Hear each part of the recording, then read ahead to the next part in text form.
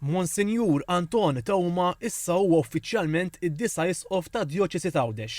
Waqt il-konsagrazzjoni episkopali inqara l-mandat apostoliku iffirmat mill-Papa Franġisku illi nomina l-Monsinjur Tewma għal kariga ta' Isqof ta' Djoċesi ta' Għawdex. Fl-omelija tal-konċelebrazzjoni illi tmexxiet minn Monsinjur Mario Grech huwa tkellem dwar l-importanza li knisja tmur għand in-nies. Il-Mulej Ġesu qed jgħidilna tkunux knisja tas-sagristija.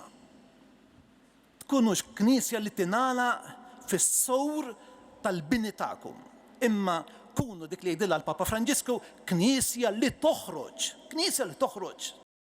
Ir-rit tal-ordinazzjoni beda wara l-omelija meta Monsinjur Tewma akkumpanjat minn żewġ saċerdoti waslu quddiem l-Isqof Mario Grech fejn intalab biex jaħtru Isqof. Il-qofol tar-rit intlaħaq meta l-Isqof elett wieħed illi jaqdi lil Alla sal-mewt u li xandar fedeltà il-Vanġelu fost oħrajn. Wara l-Isqof Grech jiddillek ras Monsinjur Tewma biż-żejt tal-Griżma u ingħata l-ktieb tal-Vanġelu ħalli xandar il-kelma ta' Alla. U ingħata wkoll ċurkett, sinjal ta' ġieħu erussija tal-Isqof mad-Djoċesi tiegħu. Monsinjur Tewma ġie ppreżentat bil-mitra li tirrappreżenta l-ħerqa li għandu jkollu Isqof biex jimxi l-qudiem fit-triq ta' qdusija u l-baklu illi jfisser li l-Isqof huwa r-raj li jrid juħsieb il-meħla tiegħu.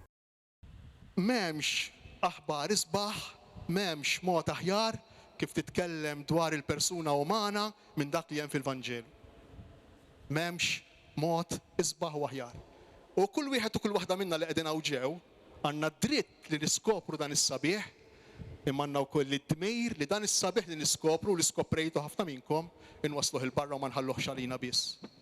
Fl-aħħar tal-qudiesa l-Isqof il-ġdid bierek lil miġema li kienet jinkludi l-ogħla awtoritajiet tal-pajjiż.